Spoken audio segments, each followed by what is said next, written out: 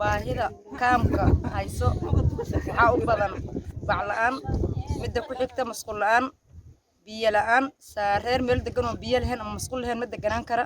midda labaad baahida guud oo hayso waxa waaye dadkii inuu baadiye ka imaado xoolaaleyda ah xoolihii ka soo dhamaadeen